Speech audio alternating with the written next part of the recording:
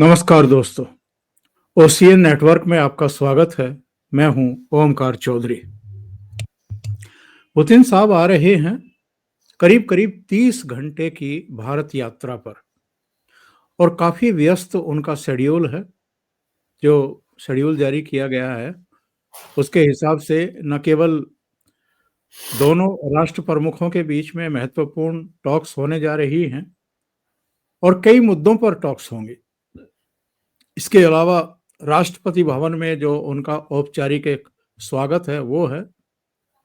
पहले दिन यानी शाम को जब वो पहुंचेंगे उसके करीब 2 घंटे के भीतर ही प्रधानमंत्री आवास पर नरेंद्र मोदी की तरफ से उनको एक निजी डिनर जिसको कह सकते हैं वो दिया जा रहा है। और रूस रवाना होने से ठीक पहले वो राष्ट्रपति भवन में भी एक जो राजकीय भोज कहते हैं वो उनके सम्मान में होगा। लेकिन इन दो भोजों के बीच में बहुत सारी मीटिंग्स हैं और जो व्यापारिक आपके एक समुदाय होता है उसको भी दोनों लीडर संबोधित करने वाले हैं, प्रधानमंत्री और राष्ट्रपति पुतिन। लेकिन इससे भी बड़े सवाल हैं। रूस की संसद ने एक रक्षा सौदे को मंजूरी दी है जो भारत और रूस के बीच में पुतिन साहब के दौरे के बीच में परवान चढ़ने वाला है। भारत को क्या-क्या हासिल होने वाला है, भारत क्या उम्मीदें कर रहा है। हमारे एनएस से अजीत डोवल साहब भी मॉस्को की यात्रा कर चुके और विदेश मंत्री एस जयशंकर साहब भी 2 यात्राएं कर चुके हैं। तो इसमें हमें ये देखना होगा कि भारत की उम्मीदें क्या हैं। पुतिन साहब दिल्ली आ रहे हैं तो जाहिर है कुछ बड़ा होने वाला है। वो क्या है और अंतर्राष्ट्रीय समुदाय की किस तरीके से निगाह लगी हुई है। उनके आने से पहले जिस तरीके से यूके, जर्मनी और फ्रांस के भारत में स्थित राजदूतों की तरफ से एक बयान जारी हुआ जिस पर हमारे विदेश मंत्रालय ने नाखुशी जाहिर की और कहा कि ये जो अंतर्राष्ट्रीय एक मर्यादा होती है, गरिमा होती है, उसके खिलाफ है। तो मेरे साथ जुड़ रहे हैं कर्नल अजय रैना साहब। उन्हीं से जानने की कोशिश करते हैं कितना अहम है पुतिन साहब का ये दिल्ली दौरा। अजय जी बहुत स्वागत, नमस्कार। नमस्कार, धन्यवाद ओमकार जी। सभी दर्शकों को नमस्कार। बहुत स्वागत आपका। तो सबसे पहले तो आप ये बताइए कि पुतिन साहब का ये दौरा कितना अहम है और जिन परिस्थितियों में, जिस पृष्ठभूमि में ये हो रहा है उसमें और कितना महत्वपूर्ण हो जाता है। ओमकार जी, आपने सही कहा। जब भी अभी सुपर पावर ही माने आप रशिया को, मिलिट्री सुपर पावर है, अदरवाइज जो उतना सुपर पावर तो नहीं रहा जैसे यूएसएसआर था, बट अभी भी वो एक सुपर पावर है और जिसने अभी 35 देशों के दांत खट्टे कर रखे हैं, तो नेचुरल मिलिट्री सुपर पावर है। जब भी इतने बड़े किसी पावर का हेड ऑफ स्टेट आपके देश में आता है तो फर्स्टली वो तो आपकी एक हमारा मान सम्मान बढ़ जाता है कि देखो, क्योंकि पुतिन साहब हर जगह तो नहीं जाते। और दूसरा कि वो मित्र देश है और ऐसा मित्र देश है जो हमारे साथ हमेशा खड़ा रहा है, तो नेचुरली इसकी वैल्यू और ऐड हो जाती है। बिकॉज डिप्लोमेटिकली आपको पता है उस लेवल पे इमोशंस काम नहीं करते, प्यार मोहब्बत काम नहीं करती, लेकिन हिस्टोरिकली रशिया हमेशा हमारे पास खड़ा रहा। 62 में जो लोग कहते हैं उनको शायद पता नहीं कि रशिया और चाइना के रिलेशन खराब हो गए थे हमारे चक्कर में। जो काफ़ी उनकी घनिष्ठ मित्रता थी वो अफेक्ट हो गई थी, तो रशिया ने चाइना को मना किया था कि आप भारत से पंगा मत लो। तो हमारे साथ खड़ा रहा है ट्रेडिशनली। और मैं कई बार मजाक में कहता हूँ कि अगर हमने अपना देश में अपने मंदिर आज़ाद नहीं किए और अपनी सभ्यता को नहीं बचाया तो शायद हिंदुओं का नेक्स्ट देश रशिया ही होगा। वहाँ पे हिंदुइज्म फैल रहा है। और जो परिप्रेक्ष्य कॉन्टेक्स्ट आप बात कर रहे हैं वो ऑफ कोर्स जो चर्न इस टाइम चल रहा है पूरे ग्लोबल पावर स्ट्रक्चर का, जो एक रीशेप बन रहा है, उसमें उसमें दो बड़े इंपॉर्टेंट लीडर्स, इसमें अगर आप इंपॉर्टेंट लीडर्स है दुनिया में गिनेंगे तो कितने? अब ट्रंप साहब तो हैं, वो जैसे भी हैं तो इंपॉर्टेंट। फिर मोदी साहब हैं, पुतिन साहब हैं, शी जिनपिंग है, कुछ हद तक बीबी नेतन्याहू है बिकॉज वो पंगा टेकर, अदरवाइज साइज वाइज नहीं है। बिल्कुल। लूला है और गिन चुन के इतने ही है। ये यूके फूके वाले तो आपको पता है वो इरेलीवेंट है, 10,000 की फौज रख के क्या उनकी औकात बची। तो जो दो, अगर आज दुनिया के फर्स्ट टॉप 5 लीडर्स की बात करते हैं उसमें से 2 लीडर मिल रहे हैं और ऐसे समय पे मिल रहे हैं जबकि बातें हो रही हैं कि जो पावर एक्सिस है वो वेस्ट से शिफ्ट हो रहा है ईस्ट की तरफ। और अगर ईस्ट में शिफ्ट हो रहा है तो जो 3 बड़े लोगों की बातें होती हैं इंडिया, चाइना, रशिया का, उसमें 2 प्रमुख मिल रहे हैं। तो ये बड़े ही अलग-अलग लेवल पे आप देखेंगे। और फिर आप इसका थोड़ा-सा अगर थोड़ा पीछे जाके देखेंगे तो लास्ट टाइम में जब हमारे पास दिसंबर के महीने में आए थे पुतिन साहब 1 रात के लिए, और जाते फिर उसके बाद उन्होंने यूक्रेन में हमला कर दिया था। तो वो यहाँ कुछ बात करने आए थे, कुछ टाई अप करने आए थे। तो उसमें देखिए उसको इससे जोड़ के देखिए, तो यूक्रेन वॉर एक ऐसे स्टेज पे पहुँच चुका है कि जहाँ पे एक्चुअली ट्रंप ने तो हाथ पीछे खींच लिया है। यूरोप चाहता है कि लड़ता रहे यूक्रेन, लेकिन किसी को औकात है नहीं। और पता नहीं कई बार क्या होता है, ओंकार जी की सरस्वती की कृपा होती है कि 4 दिन पहले मैंने एक ट्वीट किया था कि नेटो में से जर्मनी निकल जाएगा जल्दी ही, और कल आपने देखा कि जर्मनी के मिनिस्टर्स ने क्या बोला अमेरिका के साथ कि हमारा तो कम्युनिकेशन खत्म हो चुका है, बंद हो चुका है, अमेरिकन आर नॉट रिस्पॉन्डिंग। तो वो टूट फूट वहां पे चल रही है। और इधर पुतिन साहब से जो आपने स्टेटमेंट की बातें की और जो लोग बोल रहे हैं कि देखो जी मोदी जी ने कहा था पुतिन जी को कि लड़ाई का माहौल नहीं है, लड़ने का समय नहीं है, तो पुतिन साहब खुद कह रहे हैं मैं लिख के दे रहा हूँ भैया, मैं यूरोप पे अटैक नहीं करूंगा। तो जब पुतिन जैसा आदमी जो ऐसे बातें नहीं करता कि मैं लिख के देने के लिए तैयार हूँ कमिटमेंट कि मैं यूरोप, तो इस सीधी समझ आती है कि जो हमारे एफर्ट रहे हैं इस वार को रुकवाने के लिए, वो एक जो अहिंसावादी टाइप जिसको हमारे लिए जाने जाते हैं उस टाइप की बात कर रहे हैं। तो ये बड़े ही एंगल से देखेंगे आप तो बड़ी इंपॉर्टेंट विजिट है। और दुनिया की निगाहें बिल्कुल सही है कि इस विजिट पे टिकी हुई हैं। काफ़ी लोग हैं जिनको हड़बड़ाहट भी हो रही है, और हमारे लिए बहुत अच्छी बात है। मेरा सिर्फ ये थोड़ा-सा वो है कि इतने बड़े हेड ऑफ स्टेट की विजिट में हमारे जो अंदर का 0.5 फ्रंट है, उसके बारे में बात कर सकते हैं बाद में। उनसे सावधानी बहुत ज़रूरी है। कल भी बहुत बड़ा एक्सप्लोसिव आपको देखो 10 किलोमीटर रेडियस को बर्बाद करने वाला एक्सप्लोसिव पकड़ा गया है। तो वो एक चिंता कह लीजिए या एक खटखटी है दिमाग में कि ऐसा कोई महादेव कृपा करें कि ऐसा ना हो। बाकी से बहुत अच्छा उनका दौरा है और हम बहुत वेलकम करते हैं, और काफ़ी भारतीय एक्साइटेड हैं उसको लेके एक्चुअली। आप, मैं और बहुत सारे लोग एक्साइटेड हैं। जी। बिल्कुल सही बात कह रहे हैं आप। देखिए सुरक्षा व्यवस्था तो कई लेयर्स की जब इस स्ट्रेचर का नेता आता है तो वो हमारी सुरक्षा एजेंसियां, हमारी खुफिया एजेंसियां, सरकार के स्तर पर भी तमाम तरह के एहतियात बरते ही जाते हैं। और जब उनका मूवमेंट होगा दिल्ली में, चाहे वो राजघाट जाएंगे गांधी जी को सम्मान देने के लिए, या राष्ट्रपति भवन जाएंगे, या हैदराबाद हाउस जाएंगे जहां बायलैटरल टॉक्स होनी है, या व्यापार समुदाय को संबोधित करने जाएंगे, तो वो एक बहुत बड़े पैमाने पर सुरक्षा व्यवस्था की जाएगी।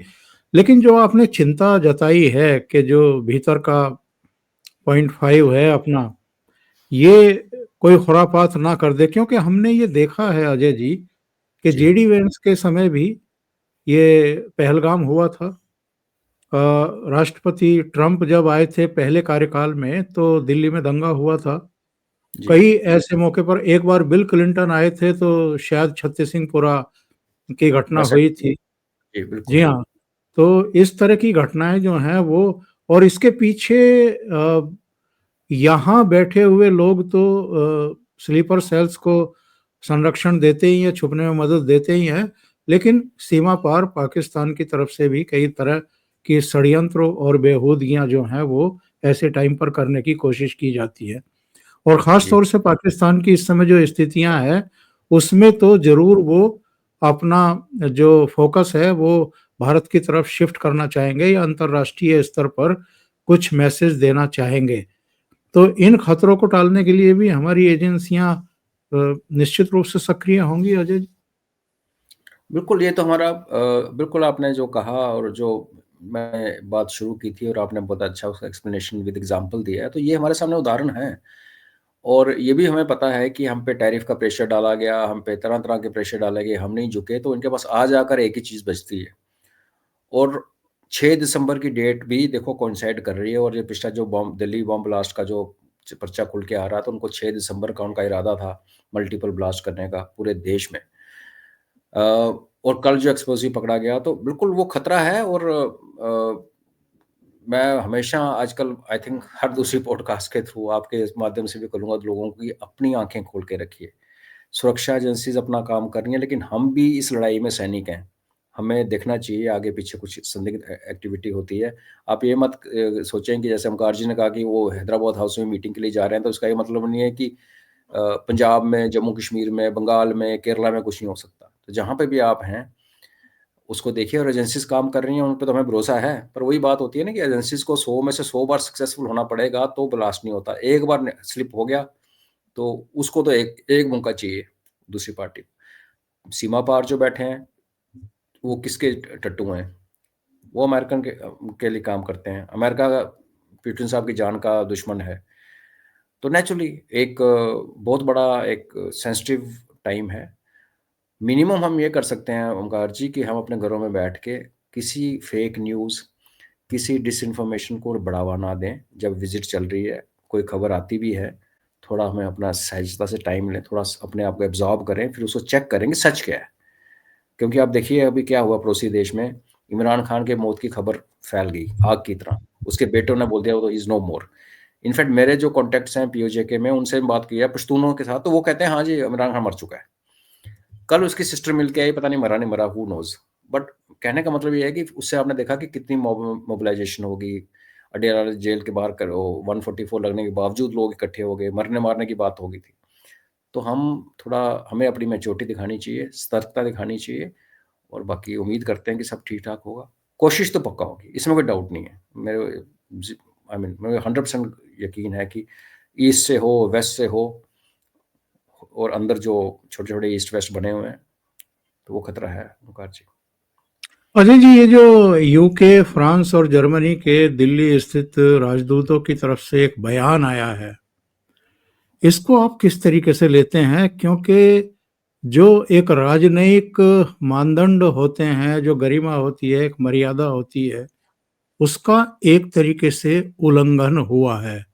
और हमारे विदेश मंत्रालय ने इस पर बहुत गहरी नाराजगी जाहिर की है। बयान जो दिया है विदेश मंत्रालय ने, उसने कहा है कि ये बेहद असामान्य है।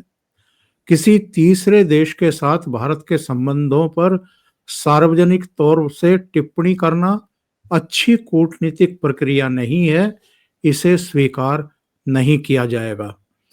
और ये जो 3 दूत हैं इनके, फ्रांस के हैं, जर्मनी के हैं, यूके के हैं, इन्होंने जो लेख दिया है उसका शीर्षक ही ये था कि दुनिया चाहती है कि यूक्रेन युद्ध खत्म हो जाए, लेकिन रूस शांति को लेकर गंभीरता से नहीं सोच रहा।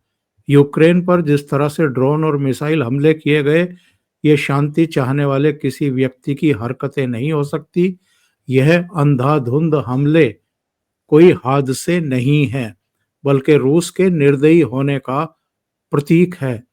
तीनों देश नाटो के सदस्य हैं और यूक्रेन को मजबूत समर्थन देते रहेंगे। पुतिन बार बार शांति वार्ता में बाधा बन रहे हैं, उसे टालने की कोशिश की जा रही है। हम सैन्य समेत हर तरह से यूक्रेन की सहायता करते रहेंगे। बेहद भड़कावा भड़काऊ देने वाला और गैर जिम्मेदाराना बयान, गलत समय पर, या समय एब्सोल्युटली समय इन्होंने चुना कि इसी समय दिया जाए। गलत समय पे बयान तो ये है, ये किसी भी समय ऐसा बयान देना डिप्लोमेट्स द्वारा एक तीसरे देश में बैठ के चौथे देश के बारे में जिसके साथ हमारे ऐसे संबंध हैं, वो बनता ही नहीं है। इसमें थोड़ी गलती हमारी भी है ओंकार जी, मानना चाहिए। आपने देखा कि अमेरिकन अम्बेसडर्स, अमेरिकन डिप्लोमेट्स कहाँ कहाँ जाके लोगों को नहीं मिले। कोई हैदराबाद में मिल रहा है, कोई केरला में मिल रहा है, एक कश्मीर पहुंच गया। तो उसी टाइम एक सख्ती की कार्रवाई हो जानी चाहिए थी। ये डिप्लोमेटिक नॉर्म्स में नहीं है। आप डिप्लोमेट हो, आपको काम है चुनी हुई भारत की इस्टेब्लिश सरकार से इंटरेक्ट करना। आपका काम अपोजिशन पार्टी, किसी रीजनल पार्टी के साथ गप्पे लड़ाना नहीं है। और आप बेशर्मों के साथ फोटो खिंचवाते हो और फिर उसको पब्लिसाइज करते हो, तो मैं थोड़ी सी कमजोरी अपने तंत्र की ये मानता हूँ कि उस टाइम हमें उनको शट अप कॉल देनी चाहिए थी। जरूरी नहीं पब्लिकली देते, बट एक डिमार्च या एक उन्हें बताया जाता भाई ये हमारे देश में नहीं हो सकता। बाकी ये 3 देश आप देखिए, बड़ा आसान है कहना कि पुतिन साहब लड़ाई रोकने नहीं चाहते। आपने वेस्टर्न प्रोपेगेंडा जो डे 1 से चल रहा है और दुनिया शुरू में बहक गई, उस प्रोपेगेंडा में कि भाई यूक्रेन तो छा गया, रशिया का दांत खट्टे हो गए, जो भी हुआ। और मैं उसके विपरीत लिखता था, मतलब शुरू से उस चक्कर में उसका फ़ायदा ये हुआ कि फेसबुक पे 5000 दोस्त होने के बावजूद मेरी रीच 15 पे आ गई, बिकॉज़ फेसबुक यहाँ पे पाकिस्तानियों के हाथ पे है, एशिया जो रीजन है। तो ये 3 देश, अगर आप एक इम्पार्शियल व्यू लेते हैं, साइड पे खड़े होके बिना किसी साइड लिए हुए, तो आपको क्लियर दिखता है कि पुतिन साहब ने कहा कि भाई मैं यूरोप पे अटैक नहीं करूँगा। उससे पहले उनकी अलास्का में मीटिंग हुई, उसके बाद जहाँ पे नखरे दिखाए वो उस बंदे का नाम है ज़ेलेंस्की। उधर ट्रंप मीटिंग कर रहा है पुतिन के साथ, वो भी गलत था बिकॉज़ लड़ाई लगी हुई थी ज़ेलेंस्की के साथ, तो उसको साथ में बैठना चाहिए था। पर उसकी औकात नहीं इतनी है, तो ठीक है, दोनों बड़े लोगों ने बात की। तो सबसे पहले नखरा किसने दिखाया? ज़ेलेंस्की ने। इस बार जब अमेरिका ने कहा तू अभी 27 सितंबर तक कर ले, बेटर डू इट, नहीं तो हम पीछे हट जाएँगे जो भी है। तो उसको उकसाने वाला कौन था? यूके। यूक्रेन रशिया को फेस करती हुई नेटो की मिसाइल्स कहाँ लगी हुई हैं? जर्मनी में। और फ्रांस जो है वो खैर उसको अंदर का तो टर्मोइल बहुत बुरी तरह से भयंकर तरीके से फैल चुका है, बट वो भी नेटो की लैंग्वेज बोलता है, वहाँ भी लीडरशिप चेंज हुआ है। तो मेरे को अगर आप पूछेंगे, पहले अमेरिका, अब अमेरिका के हटने के बाद ये तीनों मुल्क यूके, वेस्टर्न यूरोप के, इनके कारण से यूक्रेन का युद्ध चल रहा है। अभी ये लोग कह रहे हैं कि हम इनके अपने लेटेस्ट फाइटर जेट्स को देंगे। फाइटर जेट का मतलब है कि आप उनको, एक ट्रेनर को एक फाइटर जेट जैसी कॉम्प्लेक्स मशीन को उड़ाने में अच्छे से अच्छे पायलट को कम से कम 2 साल लगते हैं ट्रेन होने में। अगर आप उसको क्रैश कोर्स भी दोगे तो 1 साल से कम तो नहीं होगा। इसका मतलब इनका इरादा है कि ये अभी और चलेगी लड़ाई। बिल्कुल। और अमेरिका भी समझ गया, तो अमेरिका ने कहा ठीक है, पहले मैंने फ्री में हथियार बांटे, तो अमेरिका ने कहा अब ऐसे करो कि अब यूरोप हमसे खरीदेगा और यूक्रेन को देगा। पहले यूरोप तो कुछ दे नहीं रहा था, वो तो बेच रहे थे, अमेरिका फ्री में दे रहा था। $3 बिलियन के हथियार दिए हैं अमेरिका ने यूक्रेन को। तो लड़ाई लगवाने वाले ये लोग हैं। और बदकिस्मती ये है यूरोप की कि इनमें से तीनों की इकोनॉमी इतनी बुरी तरह से टूट चुकी है कि सिर्फ बक बक ही कर सकते हैं, कुछ कर नहीं सकते। इनमें किसी को औकात नहीं है कि यूक्रेन में अपनी फौजी, यूक्रेन ने या यूके ने क्या कहा था, हम 10,000 फौजी, उनकी टोटल फौज 77,000 ओमकार जी। यूके की जो नेवी है उसके जहाज चलाने के लिए उनके पास फौज नहीं है। फ्रांस का तो ये हाल है कि जो अंदर उनके गेटोज बन चुके हैं, जो माइग्रेंट मुस्लिम्स ने आके वहाँ जो गदर मचा रखा है, उन गेटोज में उनकी पुलिस आर्मी को एंटर नहीं करता। और रही बात जर्मनी की, जर्मनी की इकॉनमी रैक हो चुकी है। वहाँ पे खालिस्तानी से लेके हर किस्म का एंटी नेशनल भारत का एलिमेंट वहाँ पे बसते हैं। और किसी ज़माने में जो इंजीनियरिंग का सबसे बड़ा माना जाता था जर्मनी, वो अभी उसकी प्रोडक्शन कैपेबिलिटीज सब कुछ ज़ीरो है, मैन्युफैक्चरिंग ज़ीरो है, क्योंकि जर्मनी के जो चांसलर थी पहले वाली, उसने एक्चुअली अपने देश को अरबों को बेचा और गेट खोल दिए और डेमोग्राफी चेंज कर दी। तो जब ऐसे देश जिनकी ना इकोनॉमिक पावर है, ना मिलिट्री पावर है, ना इनकी मार्केट चल रही है, ना इनका मैन्युफैक्चरिंग है, तो कर क्या सकते हैं भारत को? तो यही गंद सही। डाल सकते। तो उन्होंने वही किया जो उनकी औकात में है। पर मैं आपसे बिल्कुल सहमत हूँ कि ये बिल्कुल गलत है, और हमारी मिनिस्ट्री ऑफ एक्सटर्नल अफेयर्स ने बिल्कुल सही उनको शट ऑफ कॉल दी है। अगर यही कॉल अमेरिकन दूतों को पिछले साल दे दी होती, पर उस टाइम इसलिए नहीं दी गई कि हमारे बड़े अच्छे रिलेशन चल रहे थे, ट्रंप साहब चुन के आ रहे थे, तो हम बोले चलो ठीक है। ठीक है, वो कॉन्टेक्स्ट भी है। आप जने-खने हर बैल को पकड़ के ये नहीं कहते मेरे को मार आ गया ना, आप कई बैलों से थोड़ा दूर रहते हो, चलाते हो काम। बट हाँ, पहली बार भारत ने इसको कंडेम किया है, जो कि स्वागत योग्य है। इससे अगले आने वाले दिनों में ये मुँह खोलने से पहले एटलीस्ट बोलेंगे। जी। बिल्कुल सही कह रहे हैं। अ, अगर पुतिन साहब की यात्रा और उस यात्रा से हासिल की बात करें, उम्मीदों की बात करें, तो कई तरह की चर्चाएं चल रही हैं। S-400 का एक और खेप, वो कितनी होगी पता नहीं। S-500 को लेकर के भी चर्चा कि यहाँ उत्पादन किया जाए, उसके लिए शायद रसिया तैयार नहीं था। परमाणु पनडुब्बी की बात भी हो रही है, लड़ाकू विमानों की बात भी हो रही है, सहभागिता में अस्त्र शस्त्रों का यहाँ उत्पादन करने की बात भी हो रही है। लेकिन आप बेहतर बताएंगे कि किन किन क्षेत्रों में उम्मीदें हैं। और अभी वहाँ की पार्लियामेंट ने भी एक रक्षा सौदे को मोहर लगाई है उस पर, तो वो क्या है? ओमकार जी, किन की चीज़ों पे बात हो सकती है, डील हो सकते हैं, वो एक्चुअली ऑलरेडी तय हो चुकी हैं उनके आने से पहले, क्योंकि ये चीज़ें आपको पता है ब्यूरोक्रेटिक और डिप्लोमेटिक लेवल पे होती हैं, वो ऑलरेडी तय हैं, सीक्रेट हैं, हमें समय आने पे पता चलेगा। लेकिन हमें ये अगर हम असेस करना चाहें तो पॉसिबिलिटीज़ क्या हैं? रशिया के पास डिफेंस इंडस्ट्री और तेल को अलावा बेचने के लिए कुछ है नहीं आज की डेट में। जो इनकी किसी ज़माने में ग्रेन बेल्ट थी दुनिया की, वो यूक्रेन के पास है। जो किसी ज़माने में यूएसएसआर में बहुत अनाज पैदा होता था, वो इनके पास है। तो ज़ाहिर है कि हम इनसे अपना इम्पोर्ट करते हैं। इनफैक्ट जब इनका लड़ाई शुरू हुई थी यूक्रेन के साथ, तो हमने इन्हीं के खरीदे हुए पार्ट्स दोबारा इनको बेचे थे, बिकॉज़ वो शुरू में टैंकों की बड़ी बर्बादी हुई थी।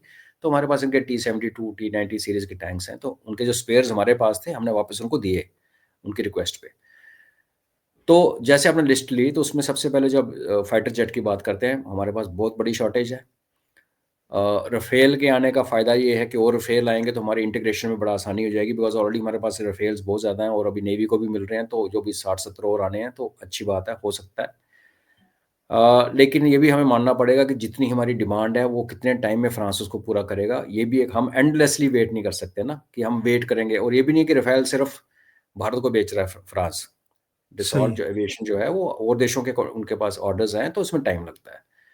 F-35 का एक लॉलीपॉप अमेरिका ने हमारे सामने रखा था, हम उसको रिजेक्ट करते रहे, करते रहे, करते रहे। तो एक टाइम पे मैंने ये कहा था, यार अगर एक आधा स्क्वाड्रन F-35 का लेना पड़ जाए और उसके साथ आप थोड़े राफेल्स और ले लीजिए, और अगर आप क्योंकि सुकोई 30 हमारे पास है, तो Su-57 अगर हम ले भी लेते हैं, तो अगेन इंटीग्रेशन का इतना इश्यू नहीं है। तो 57 की खबर जो हमने ये सुनी है, कितनी कंफर्म है या नहीं है, कि रशिया ने आपके साथ टेक्नोलॉजी ट्रांसफ़र का और फुल उसका जो मैचिंग होती है अंदर कोड्स की, जो राफ़ेल ने भी हमें नहीं दिए थे कोड्स बाय द वे, तो वो देने के लिए रशिया तैयार है। अगर ऐसा होता है ओंकार जी, तो Su-57 का जो इस टाइम कॉम्पिटिटर है एक्चुअली, वो है F-35। लेकिन कॉस्ट और रनिंग कॉस्ट देखा जाए, तो लॉन्ग रन में Su-57 जो है, वो हमें F-35 से आधी कीमत में पड़ता है। हालाँकि इनिशियल कॉस्ट अगर फुल लोड करेंगे दोनों को, तो ऑलमोस्ट बराबर है। इनफैक्ट कुछ एडवांसेस को लगा के Su-57 थोड़ा-सा महँगा पड़ता है इनिशियली। जी, लेकिन जी। जी, मेंटेनेंस, और आपने फिर उड़ाना भी तो है ना, उसको घर में रखना थोड़ी है टीवी की तरह के टाँग देके सही। उसको चलाना भी तो है। बिल तो वो है। S-400 और आएँगी, वो ऑलमोस्ट गारंटीड है, बिकॉज़ जो मोदी जी का सपना है, उन्होंने डिक्लेयर ऑलरेडी कर दिया है कि हम भारत का एक कवच बनाएँगे, हमारी जो जितनी स्ट्रेटेजिक इम्पोर्टेंस जो है, उन पे कवच बनेगा, तो नेचुरली उसमें S-400 का बहुत बड़ा रोल है। सुदर्शन S-500 का चक्र पॉइंट के बारे प्रोटेक्शन। में सॉरी? सॉरी? सुदर्शन चक्र के बारे में उन्होंने कह दिया है। जी, जी। तो उसको फिर हुँ, इसके लिए तो आपको चाहिए ना ये। बिल्कुल। S-500 का जॉइंट डेवलपमेंट का प्रपोज़ल है, जैसे हमने ब्रह्मोस को जॉइन किया। क्योंकि ब्रह्मोस जब हमारे पास आई और जब हमने उसको बैटल टेस्ट किया, तो दुनिया से ऑर्डर इतने ज़्यादा आने शुरू हो गए कि अभी सँभाले नहीं जा रहे। तो S-500 में हिचकिचाहट उनको है, होनी भी चाहिए, नई चीज़ है। लेकिन ये जो ब्रह्मोस ने करतब दिखाया, और ये भी एक्सपेक्टेड है कि आने वाले दिनों में सिंदूर शुरू होने वाला है। तो ऐसे में अगर रशियन एक वेपन नया आता है, जिसको भारत लड़ाई में टेस्ट करता है और वो अच्छा परफ़ॉर्म करता है, तो वो रशियन जो उनकी प्रेस्टीज है उसमें ऐड करेगा। लेकिन ये भी अंडरस्टूड है कि S-500 इतनी जल्दी आएगा नहीं, अभी तो वो एक प्रोडक्शन स्टेज बाद में आएगी, फिर डेवलपमेंट स्टेज, तो लॉन्ग लॉन्ग रन वाली कहानी है। रही बात ये जो डिफेंस पैक्ट की, तो इसमें जो सैनिक दोनों देशों में आपस में रखने का जो बात की जा रही है, तो उसमें देखिए 2 पहलू है। हमें रशियन सैनिक यहाँ नहीं चाहिए, टू बी ऑनेस्ट, हमें ज़रूरत नहीं है। लेकिन जो आपने न्यूक्लियर सबमरीन की बात की, तो अभी तक ट्रेडिशनली क्या होता है कि हम न्यूक्लियर सबमरीन जो है, वो हम लीज़ पे लेते हैं और फिर वापस उसका जो भी किराया-विराया देके जो भी सेटअप है। उस एंगल से आप देखेंगे, और अगर हम एक्चुअली एक न्यूक्लियर सबमरीन को डेवलप करना चाहते हैं, या S-500 को डेवलप करना चाहते हैं, तो रशियंस की प्रेज़ेंस इंडिया में फिर होगी, फिर भारत में वो आएँगे। हमें उसका फ़ायदा हो ना हो, और हमारे ट्रूप्स रशिया में क्या करेंगे, वो भी एक, उस पे अभी क्लैरिटी नहीं है। क्योंकि वहाँ एक लड़ाई चल रही है, नॉर्थ कोरिया के ट्रूप्स जो हैं, वो रशियन ट्रूप्स के साथ मिलके लड़ रहे हैं यूक्रेन के साथ। हम तो नहीं लड़ेंगे उनके साथ, हमारा ऐसा कोई इरादा है नहीं। बिल्कुल। तो इसका जो एग्रीमेंट जो ये पार्लियामेंट में, जो रशियन पार्लियामेंट ने एंडोर्स किया, उसमें बेसिक इंग्रेडिएंट यही है कि दोनों देश एक दूसरे के डिफेंस फैसिलिटीज को यूज कर सकते हैं, ट्रुप्स रख सकते हैं। अब ट्रुप्स की क्लैरिटी जो है ना, वो एक बार यहाँ समझौता जब होगा, क्योंकि अगर वहाँ पार्लियामेंट ने किया, जैसे मैंने कहा ना, जो होना है वो हो चुका है ऑलरेडी वो ऑलरेडी डिसाइडेड है। तो रशियन पार्लियामेंट में भी जो भी 3 दिन पहले बात हुई है, तो उनको पता है कि दिल्ली में क्या होने वाला है। तो आई थिंक हम उनका वेट करते हैं, लेट्स सी क्या क्या उसकी डिटेल्स हैं, क्योंकि at the face of it अगर आप ऊपर से देखें तो लगता है यार रशियन को हमें क्योंकि, और फिर हमारे यहाँ पे वो झंडे लगे खड़े हो जाएंगे लोग। यहाँ भी और भी तो प्रॉब्लम है ना, यहाँ लोग खड़े हो जाएंगे कि फॉरेन ट्रुप्स भारत में क्या कर रहे हैं, क्या भारत एक प्रॉक्सी बन गया। अब बातें सुनने की बड़ी बड़ी इनकी अच्छी अंग्रेजी होती है जेएनयू वालों की। तो आई थिंक विल वेट। और मैं आपके माध्यम से ये भी कहना चाहता हूँ कि अगर कोई बड़ी अनाउंसमेंट नहीं होती ओमकार जी, तो हमें डिसअपॉइंटेड भी नहीं होना चाहिए, क्योंकि सही। कई चीज़ें बहुत अंदर अंदर चुपचाप हो जाती हैं। इक्विपमेंट की जो बात रही, तो कहीं अगर कोई समझौता नहीं होता है तो हमारी सरकार बेहतर जानती है, तो हमें उसके बाद में ये भी खिल्ली नहीं उड़ानी चाहिए, देखो जी आया पुतिन खा के चला गया, ऐसा नहीं होता। बड़ी चीज़ें हैं जो हमें कभी पता भी नहीं चलेंगी, जो बातें यहाँ डिस्कस की के जाएंगी दोनों लीडर्स के बीच में। जी। बिल्कुल आप सही कह रहे हैं। और कुछ क्या ऐसा भी हो सकता है जो व्हाइट हाउस को मिर्ची लगा दे? हो सकता है। Su-57 की डील बहुत मिर्च लगाएगी। S-400 की और लेना और S-500 की जॉइंट प्रोडक्शन तो बहुत ज़्यादा आग लगाएगी। न्यूक्लियर सबमरीन आई तो आपको याद होगा कि ऑस्ट्रेलिया ने कॉन्ट्रैक्ट किया था फ्रांस के साथ, और उसको अमेरिका ने सेबोटाज किया बाद में।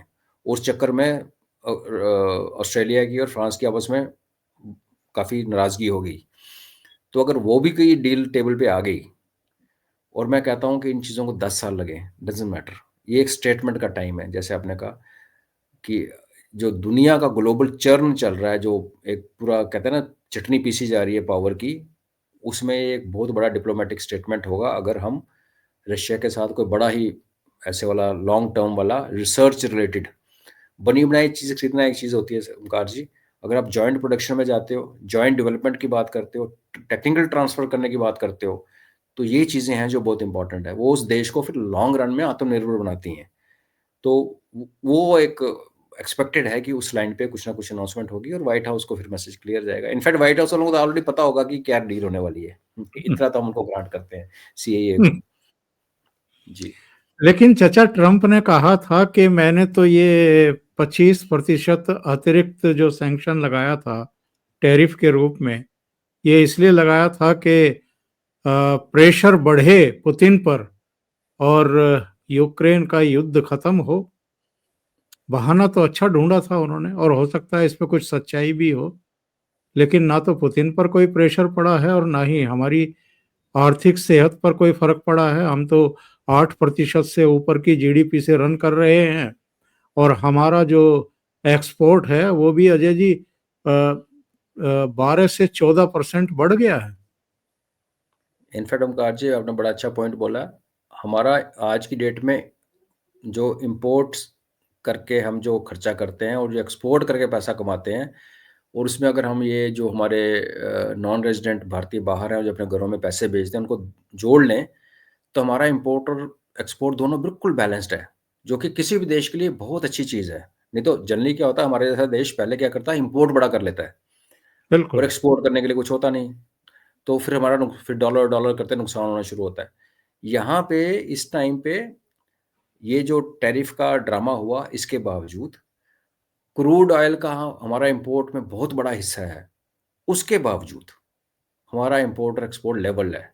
महादेव की कृपा रही ओंकार जी, तेल अगर निकल आया हमारा बे ऑफ बंगाल में जैसे एक्सपेक्टेड है, और क्रूड अगर हमारा बंद हो गया, तो आपको रातों रात हमारे एक्सपोर्ट और इंपोर्ट में 20% का फर्क लगेगा, जो कि हमारे हमारे फेवर में होगा। तो ये जो ट्रंप ने गेम खेली, अगर वो सिंसियर था ना, तो उसको ये टैरिफ लगाने चाहिए थे। यूरोप पे उसने लगाए भी, उन पे डबल ट्रिपल लगाने चाहिए थे कि तुम लड़ाई बंद कराओ। लेकिन कहानी ये है कि ट्रंप जो अमेरिका है, डीप स्टेट भी तो लड़ाई बंद नहीं कराना चाहती ना। वो क्या चाहती है, जो ट्रंप ने कर दिया कि अब यूक्रेन में जो हथियार जाएगा अमेरिका से, उसके पैसे यूरोप देगा। तो वो लड़ाई बंद करवा के वो भी इंटरेस्टेड नहीं है। किसी को लड़ाई बंद कराने का इंटरेस्ट नहीं है। और मैं एक चीज़ आपको और बताऊं, अमेरिकन और वेस्टर्न वर्ल्ड का जो पावर हैंडलिंग का जो कॉन्सेप्ट है, उसमें लड़ाई लगना एक कंपल्शन है। लड़ाई या इंटरनल अनरेस्ट, रेजिम चेंज, ये चीज़ें इनको फेवर करती हैं, इनका बिजनेस चलाती हैं। आज अगर यूक्रेन खत्म होता है तो आपको हैरानगी नहीं होनी चाहिए कुछ दिन के बाद आपको ईरान के ऊपर कुछ शुरू शुरू हो जाए। और अगर ईरान पे शुरू हुआ तो उसके बदले में कि चाइना ताइवान में घुस गया, तो मैं तो कहता हूँ चलो लड़ना ही, अगर लड़ने का हमने फैसला कर ही रखा है तो यूक्रेन में लड़ते रहो यार, लड़ते रहो और मत फैलाओ। बिकॉज वेनेजुएला देखो तैयार है, वेनेजुएला एक नेक्स्ट यूक्रेन बनने के उसमें बना हुआ है, बिकॉज उसको पीछे से रशिया और चाइना की सपोर्ट है। और दर्शकों को ये पता होना चाहिए कि 7 से 10 लाख के बीच में लेबनीज जो हैं वो वेनेजुएला में रहते हैं। और ये लेबनीज जो हैं ये बेसिकली जो वेनेजुएला में रहते हैं ये हैं तो क्रिश्चियन, लेकिन उनके वहाँ जाने के कारण हिजबुल्लाह की बहुत बड़ी प्रेजेंस है वेनेजुएला में। और ये पहला बार ऐसा हो रहा है कि जो एक लड़ाई वाला माहौल फॉकलैंड आइलैंड्स के बाद अमेरिका के बगल में शुरू हो रहा है। नहीं तो अमेरिका ने हमेशा लड़ाइयाँ लगवाई हैं अपने घर से दूर, समुद्र पार, चाहे पैसिफिक ओशन के उस तरफ चाहे अटलांटिक ओशन के उस तरफ। तो ये जो ट्रंप जी कह रहे हैं ना, तो मैं यही कहता हूँ कि ठीक है यार, और मत फैलाना लड़ाई को। आप यूक्रेन लड़ने का ही शौक है तो यूक्रेन में लड़ते रहो, बट हम पे कोई असर नहीं पड़ने वाला। आत्मनिर्भरता का जो काम किया है सरकार ने और जो प्राइवेट कंपनीज ने उठ के आगे हाथ खड़ा किया है, इन्वेस्टमेंट किया, बहुत रिस्की था। ओंकार जी, आपने एक गन डेवलप करनी है, आपने एक तोप खड़ी करनी है, बड़ा पैसा और बड़ा रिस्क है। अगर सरकार बोले मैं नहीं खरीदूंगी, अगर भारत ही नहीं खरीदेगा तो बाहर वाले तो खरीदने से रहे उसको, तो आगे तो पूरा संक हो गया ना, R&D और वो बिल्कुल। फैसिलिटी और गन गई। तो इंडस्ट्री ने रिस्क लिया, L&T आई, महिंद्रा आई, टाटा आगे आई, तो देखो अब उसका देख रहे हो, हमें हमें फर्क नहीं पड़ता अब। और एक चीज़ जो रशिया के साथ नहीं होगी इस बार, जो आज से पहले हमने कभी इन दोनों देशों में डिस्कस नहीं हुआ, वो हुआ था, वो होगा हमारा ट्रेड रशिया के साथ। आज तक हमारा ट्रेड वन वे रहा है रशिया के साथ। हम उनसे हथियार लेते थे और तेल लेते थे, और रुपीज़ में जब पेमेंट शुरू की तो रशिया ने कहा हमारे पास इतने रुपीज़ इकट्ठे हो गए, समझ नहीं आ रही क्या करें। तो फिर बाद में हमने यूएई से करेंसी लेके, और बीच में हमने चाइनीज़ करेंसी के साथ भी डील किया।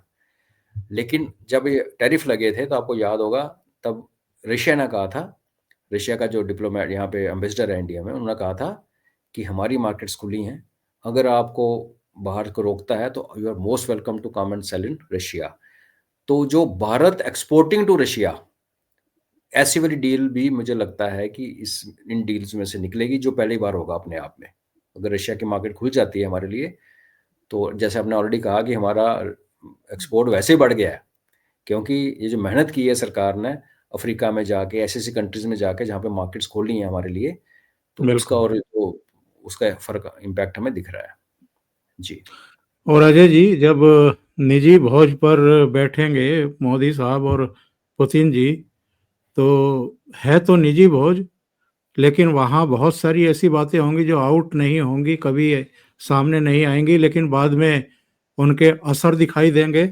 ब्रिक्स से लेकर के तमाम दूसरी चीजों पर भी चर्चाएं हो सकती हैं। होनी चाहिए। अगर ट्रंप जैसा बंदा खुद बोल रहा है कि ब्रिक्स मुझे डरावने सपने दिखाता है, तो और ब्रिक्स का एक्चुअली देखा जाए तो हुआ कुछ भी नहीं। ना इनका हेडक्वार्टर है, ना कोई करेंसी है, ना कोई पॉलिसी है, कुछ नहीं है। और ब्रिक में इतनी लंबी लिस्ट पड़ी है अंदर आने के लिए।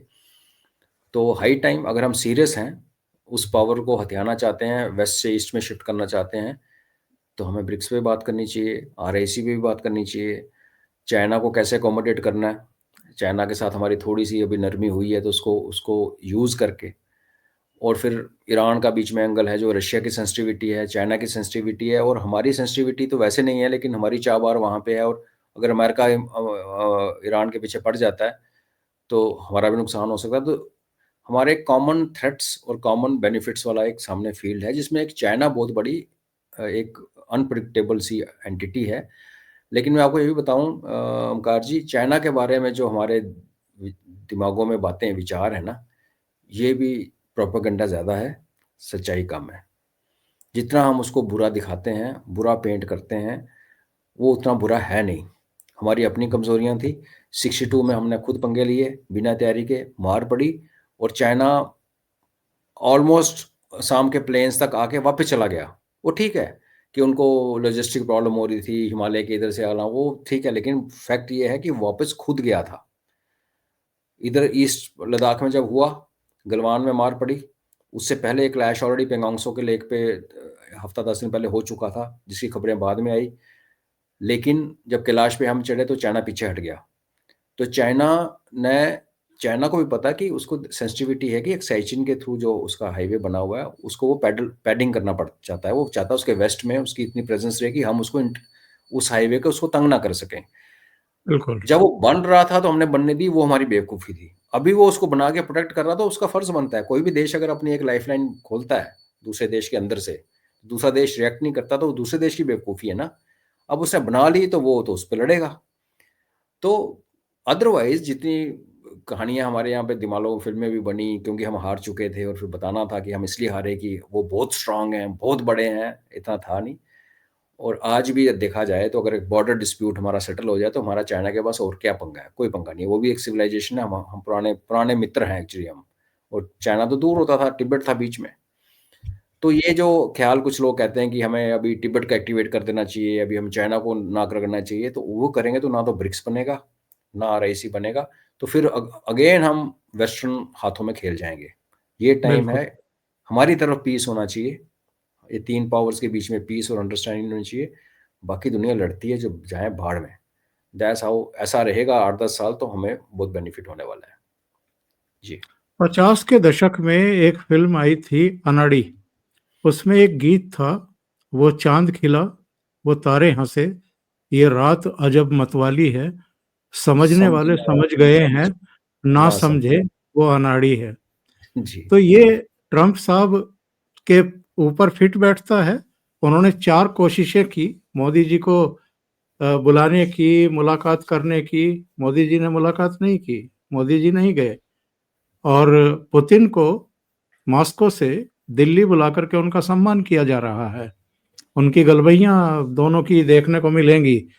तो ट्रम्प के लिए ये पंक्तियाँ बिल्कुल सटीक बैठती हैं। मैसेज तो दे दिया, अगर आप बिल्कुल, नहीं समझ रहे हैं तो आप ही अनाड़ी हैं। एब्सोल्युटली। और देखो, ट्रम्प को एक विंडो दी गई थी कि तू आ जा पहले। ट्रम्प को यहाँ विज़िट करने का एक मौका दिया गया था। बीच में बात चली थी कि ट्रम्प भारत आ रहे हैं और फिर ये स्पेकुलेशन हुई कि वो पुतिन से पहले आना चाहते हैं और अगर वो आना चाहते सिंसियरली तो भारत मना ना करता। लेकिन जो बंदा G20 में नहीं आया ओंकार जी, आप देखिए, आपको प्रेज़िडेंसी लेनी है G20 की, आप आए नहीं, क्योंकि आपको साउथ अफ्रीका की शक्ल पसंद नहीं। इसका मतलब कल को साउथ अफ्रीका अमेरिका नहीं आएगा, यही हुआ ना? तो आप तो तोड़ने में लगे हो ना, आप जोड़ने में तो वही कहते हैं ना, अगर आप हेड ऑफ़ द फैमिली हो या हेड ऑफ़ द कंट्री हो, बर्तन खटकते हैं घरों के अंदर, शोर मचता है, लेकिन बड़े आदमियों का यही काम होता है कि वो जोड़ के रखें। ट्रम्प इस टाइम दुनिया का सबसे पावरफुल प्रेज़िडेंट है, लीडर है। उसका फ़र्ज़ बनता है कि दुनिया में एक ऑर्डर सिस्टम चलता रहे।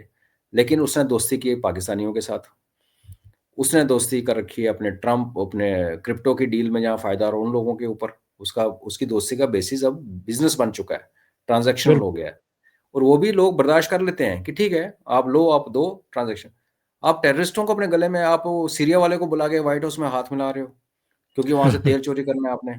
तो फिर नहीं ना, ये बात बनती नहीं। दुनिया देख रही है, वो ज़माना चला गया, दुनिया में सोशल मीडिया नहीं था, बातें निकलती नहीं थी। अब ये अनाड़ी है या क्या है, हारा हुआ खिलाड़ी है। बट हाँ, आपने बड़ा अच्छा गीत याद करा दिया मुझे। राज कपूर पे था शायद ना? राज कपूर और राज नूतन कपूर और नूतन। नूतन ना? हाँ। हाँ। बहुत-बहुत धन्यवाद आपका अजय जी जुड़ने के लिए, इतना जी, समय निकालने के लिए और बहुत महत्वपूर्ण मुद्दे पर अपडेट देने के लिए। Thank you so much. धन्यवाद। नमस्कार। नमस्कार।